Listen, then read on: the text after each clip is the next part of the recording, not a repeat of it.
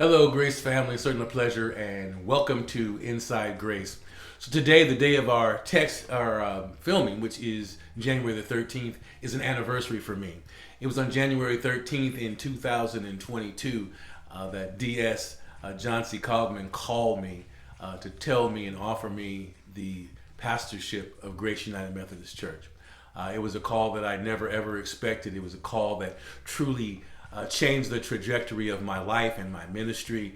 I journal, so I journal every single day, and so I went back to see what I wrote in my journal on the 14th, and it was the giant letters were W-O-W, wow. I really couldn't believe that I had been offered a chance to come home, to come back to Grace and be the pastor and to lead Grace to where God would have for us to go. And so there was an awesome time in our lives, and we've been able to make it through those first 6 months with my other 3 churches, and then the transition to come into Grace, and have been with Grace now for another 6 months, and it's been an awesome time, and just truly looking forward to see what God would have for us to do as we move forward. So this is my 1-year anniversary of the call from God to come to Grace, and just so glad I was able to answer the call, and God is still with me. So thank you all so very much for all that you have done, all the help that you have given me, all the prayers that you have given me, and continue to pray for us as we move forward to be the church that God has called, anointed, and appointed us to be. Happy anniversary. So we know that Monday, January 16th, is Martin Luther King Day, the anniversary of his birthday. And normally on those days we have special projects. And so I reached out to our community outreach ministry to ask them, what can we do in order to help someone? And so they came up, they reached out, and they came up with a project for Grace to honor Martin Luther King. We have located a shelter for homeless youth and young adults that is in Capitol Heights, and it's called The Place of Promise. They serve male and female residents from 13 to 24 years of age. And the shelter director let us know that they are desperately in need of regular size pillows, bath towels, and washcloths. So Liz Colbert, who's a part of the community outreach ministry, will be at church on Sunday to accept the donations of towels and washcloths and pillows on Sunday morning. And they will also be at Grace on January the 16th between 3 p.m. and 6 p.m. And so anyone wishing to make a monetary donation to the cause on Sunday, just write MLK service on your envelope, and we'll make sure that it gets to the right place. So I would like to thank the community outreach ministry, Sister Michelle Green and Liz Colbert, and everyone who's a part of that ministry for reaching out and finding a project that we can do, that we can help the least, the lost, and the less than. Thanks in advance for your willingness to plant the seeds of hope for those in need as we strive to be the beloved community, as we strive to really help people. And that's really what this is all about, as we are in this phase of helping people so that we can introduce Jesus Christ. So thank you so very much. Be a part of the project. Monday between 3 and 6 p.m. pillows, washcloths, and towels, and we'll get them to the Place of Promise and bless them. So thank you so very much in advance. So the other night, First Lady and I were watching Lifetime channel. We were probably watching reruns of Castle, which is one of our favorite shows back in the day. And these commercials came on. And they were the commercials about some other programmings that were going to be on Lifetime TV. I think it was Married at First Sight or Wife Swap, which appeared to be repulsive and something that we would never, ever watch again.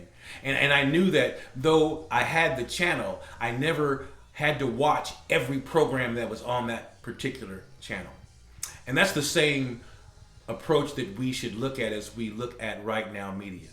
So Right Now Media is a resource. It is the Netflix of Christians.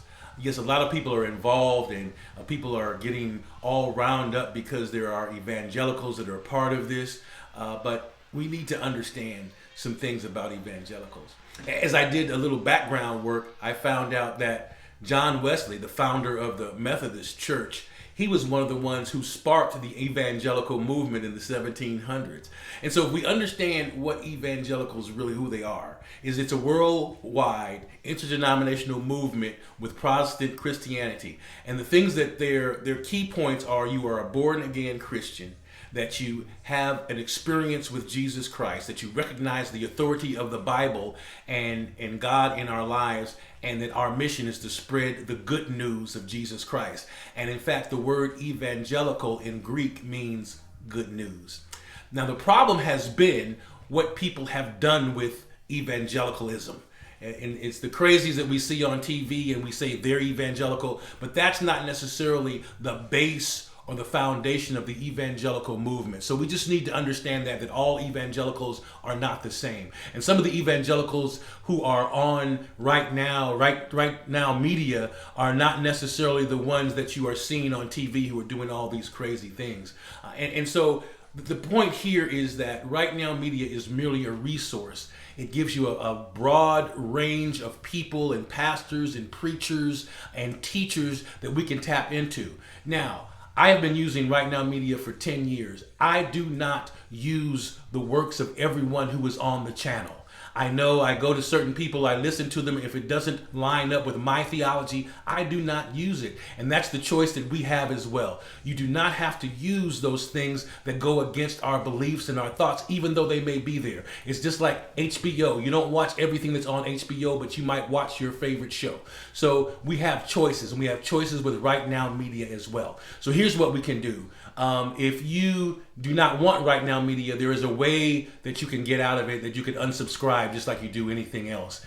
They do ask you a simple survey because they want to know why you unsubscribe, but you can do it. You don't have to watch Right Now Media. You can go to certain people and certain individuals and you can watch them. But it's a choice. It's a research.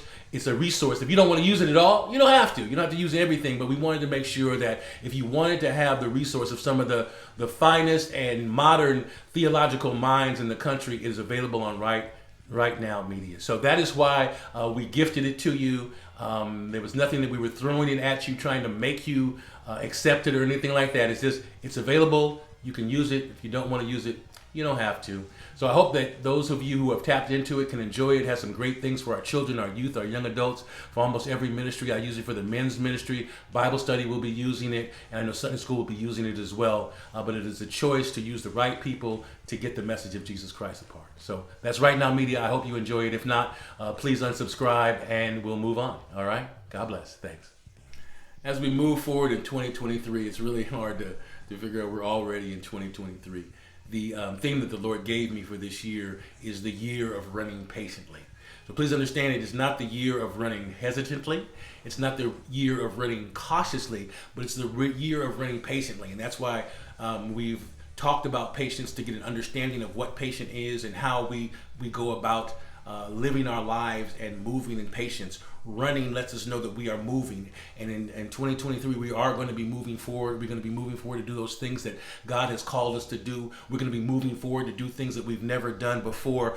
But when you throw patiently in the mix, we understand that there will be opposition, that there will be things that may not go our way, that there will be times where we don't see any kind of growth. In Bible study, we found out how faith and patience work together, because you have to have faith, which means that you believe it even if you don't see it, and then you have the patience to wait for it, to wait for God to move.